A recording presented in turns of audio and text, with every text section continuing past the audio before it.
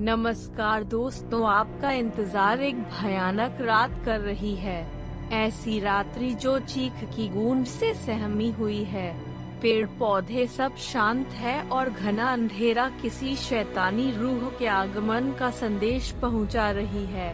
Train में घटित एक डरावनी कहानी, भयभीत साया जो रोंगटे खड़े कर दे। दोस्तों, यह कहानी रोहन की है। रोहन, जिसका जीवन मात्र सुंदरता और धन के समीप रहा। रोहन को अपनी जिंदगी में दो ही से प्रेम रहा, एक लड़की और दूसरा धन। दोनों को बखूबी इस्तेमाल करना जानता था। रोहन का डरावना अनुभव एक सुनसान रात, पूरा शहर जब नींद से अपने रिश्ते को मजबूत कर रहा था, लेकिन घर पर रोहन फिलहाल अभी भी जगा हुआ था। मोबाइल की स्क्रीन पर टकटकी लगाए अपने दोहरे चरित्र का प्रदर्शन कर रहा था। एक चरित्र में वह अपनी सोच उजागर कर रहा था, जिसमें धन हो और उसके इर्द गिर्द लड़कियों का जमावड़ा लगा हो। दूसरी ओर सीमा से बात कर रहा होता। सीमा उसकी गर्लफ्रेंड का नाम था। यह उसकी 12वीं महिला मित्र थी। हर एक लड़की के साथ 4-5 महीने का ही वक्त बिताता था। सीमा बेहद अमीर परिवार से ताल्लुकात रखती है। बाकी लड़कियों की हूबहू रोहन ने सीमा को भी झूठ के पर्दे में ढक के रखा। उसने सीमा के समक्ष अपने माता पिता की वह छवि प्रस्तुत करी जो उन्होंने कभी निभाई भी नहीं थी। कहते हैं न कि किसी की छवि को धूमिल करना बेहद आसान है, बल्कि उनका नाम बनाना कठिन। उस अंधेरी रात में कुछ अनसुनी घटना का भी संबंध जुड़ा था, जिसकी शुरुआत रोहन से ही होती है। 12 है कि आखिरी छूक रात एकदम शांत होती है। सभी जीव जंतु रात्रि के स्वप्न लोक में खुद को झोंक चुके होते हैं। रात के इस शांति में सिर्फ घड़ी की टिक टिक ही सुनाई देती है, जो उस रात 12 का समय दिखा रही होती है। रोहन अभी भी फिलहाल फोन पर व्यस्त है। खिड़की के बाहर चांद की रोशनी आज कुछ धीमी है। शीतल हवा खिड़की के दरवाजे में बनी पतली सी जगह से हवा गुजरते हुए रोहन को महसूस होती है कि कोई उसे छू रही है, अपने कोमल हाथ से उसे अपने ओर बुला रही है। तभी अचानक रोहन के कानों में एक प्रेम से लबरेज आवाज आती है, तुम सिर्फ मेरे हो, मैं तुम्हें खुद से दूर नहीं होने दूंगी। रोहन यह सुनकर काफी घबरा गया। उसने डर के मारे अपना फोन बेड पर रखा और खिड़की की तरफ भागा, लेकिन खिड़की से कोई नहीं दिखा। रोहन जैसे ही खिड़की फिर से बंद कर वापस बेड की तरफ मुड़ा, चांद की रोशनी में एक परछाई से उसका सामना हुआ। उस परछाई का एक हाथ उसके गर्दन को दबोचा और उसे फर्श से कुछ इंच ऊंचाई पर लाकर नीचे फिर से फर्श पर जोरों से पटककर फर्श की धूल पर लाकर डाल देती है। वह उसी वक्त बेहोश हो जाता है और होश में आने के लिए सूर्य के प्रकाश के आने तक का समय लेता है। रोहन की अपने माता पिता से बिल्कुल भी नहीं बनती थी। हर समय किसी न किसी विषय पर अपने माता पिता से विवाद करता था। उसकी जीवन में रिश्ते का कोई मूल्य न था। अपने माता पिता को मात्र एक एटीएम मशीन समझता, जिनके वह धन को इस्तेमाल कर सके। अगली सुबह भी यही हुआ। उसने होश में आने के बाद अपने साथ हुए पिछली रात की घटना को स्मरण करने लगा, जिससे उसके माथे पर चिंतित रेखा के साथ पंखा चलने के बावजूद पसीने से भीगा हुआ था। रोहन उसी अवस्था में घबराकर अपने पापा के पास पहुंचता है। इतना घबराया हुआ होता है कि उसके मुख से उसके शब्द भी अच्छे से नहीं निकल पा रहे थे। वह अपने पिता से वह बातें बताना चाहता है, लेकिन कुछ कह नहीं पाता।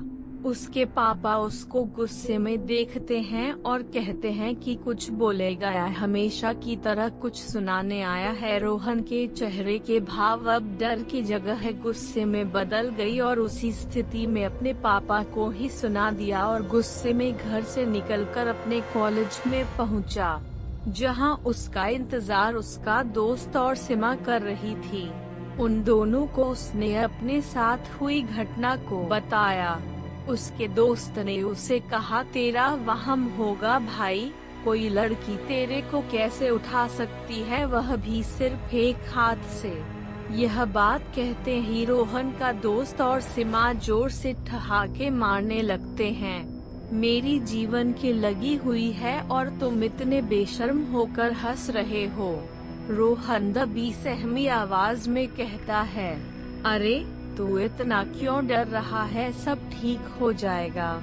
रोहन के दोस्त ने उसे सांत्वना देते हुए कहा, लेकिन रोहन ने अपने मन में यह ठान लिया था कि अब अपने घर नहीं रुकने वाला हूँ, सब छोड़कर कहीं दूर चला जाएगा। रोहन का यह फैसला सुनकर उसका दोस्त उसे रुकने की सलाह देता है और कहता है कि रोहन को अपने परिवार को अकेले छोड़ने की ख्वाहिश नहीं रखनी चाहिए, लेकिन वह ठान चुका था कि उसे अपने परिवार से कोई मतलब नहीं है। रोहन यही सोचता था कि उसके परिवार उससे प्रेम भाव नहीं रखते। इस पर सीमा कहती है कि अगर तुमने नक्की कर ही लिया है तो आज रात को तुम मेरे साथ मेरे शहर कोलकाता चलना, वहाँ अपनी नई जिंदगी शुरू करना। रोहन को सीमा का सुझाव राज आ जाता है। रोहन ने सीमा के कहने पर घर से अपना बैग को सही तरह से पैक कर रेलवे स्टेशन पर पहुंच जाता है। सीमा ने उसे प्लेटफॉर्म नंबर 5 पर आने को कहती है। रोहन 11 बजे छुपकर अपने गृह से प्रस्थान करता है। उसे बाहर जाने में अजीब लगता है। रोहन का यह रात बाकी रात से अलग होती है। मौसम में सर्द हवा की मौजूदगी तो होती है, लेकिन फिर भी रोहन को घुटन महसूस कराती है। जैसे ही समय का पहिया रात के 12 बजे पहुंचती है, प्लेटफॉर्म पर एक ट्रेन की एंट्री होती है। रोहन पूरा घबराहट से भरा होता है। सीमा अभी तक रेलवे स्टेशन नहीं पहुंची होती। स्टेशन भी पूरे तरीके से किसी श्मशान घाट का रूप धारण कर चुका होता है। रोहन को कुछ समझ नहीं आ रहा होता है। सीमा का इंतजार करते हुए उसने इधर उधर हर दिशा में देखा, लेकिन सीमा कहीं नहीं दिखी। रोहन अपना होश खो चुका होता है। तभी वो आवाज ट्रेन का दरवाजा खोल उसके सामने आती है। यह कोई अन्य नहीं बल्कि सीमा होती है। रोहन सीमा को देख लंबी सांस लेता है। जल्दी से उसका हाथ थामे ट्रेन पर बैठ जाता है, लेकिन ट्रेन के भीतर का दृश्य देख वह घबराहट की अवस्था में पहुंच जाता है। तभी फिर से एक ध्वनि रोहन के कानों में गूंजती है, रोहन, मेरा इंतजार कर रहे हो? यह वही आवाज थी जिसे रोहन ने अपने रूम से सुनी थी। इसमें भी वही भाव की दस्तक थी। फिर वह आवाज एक भयंकर हंसी के वस्त्र पहन लेती है। ट्रेन में कोई भी अन्य नहीं होता। रोहन सीमा से इस बारे में पूछता है तो सीमा कहती है कि यह ट्रेन स्पेशल है जो केवल एक ही बार चलती है हफ्ते में। जिस डिब्बे में बैठे हैं वह महंगा है, इसीलिए कम ही लोग सफर करते हैं। रोहन सीमा की बात मान जाता है। ट्रेन में घुसते ही सीमा उसे कहती है कि उसे बाथरूम जाना है तो रोहन अपनी सीट पर बैठे। रोहन जैसे जैसे अपनी सीट पर जा रहा होता है उसे कुछ जानी पहचानी कई लोगों की बात सुनाई देती है, जिससे वह कभी अवगत होता है। उसने वही आवाज पहले भी सुनी हुई होती है। उसे लगता है वह काफी थक गया है, इसीलिए खाली ट्रेन में से आवाज आ रही है। वह अपनी सीट पर बैठने के लिए पहुंचता है तो वहां एक लड़की घूंघट ओढ़े जोर से आंसू बहा रही होती है। रोहन उस लड़की से पूछता है कि क्यों रो रही है, तो जवाब मिलता है कि उस लड़की का किसी ने रेप किया है और उसका आरोपी बाथरूम में गया है। रोहन उस लड़की को चेहरा दिखाने के लिए कहता है ताकि वह मरहम पट्टी लगा सके। जैसे ही लड़की घूंघट ऊपर करती है, उसका चेहरा देख रोहन चकित रह जाता है। रोहन अपना बैग जियो का त्यों रख बाथरूम के तरफ भागता है और जोर जोर से सीमा को पुकारता है।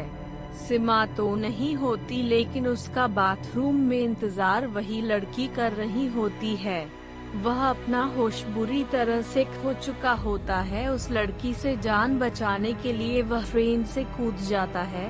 इसी में उसका जान चला जाता है। आखिर में उसका फोन, जो डर के मारे ट्रेन की सीट पर भूल जाता है, उस पर एक मैसेज आया होता है जिस पर लिखा होता है, सॉरी जान, मैं तुम्हें बताना भूल गई थी, मेरा अपने शहर जाने का प्रोग्राम कैंसिल हो गया था। दोस्तों, आपको कहानी अच्छा लगे तो चैनल को सब्सक्राइब करें, वीडियो को लाइक करें। धन्यवाद।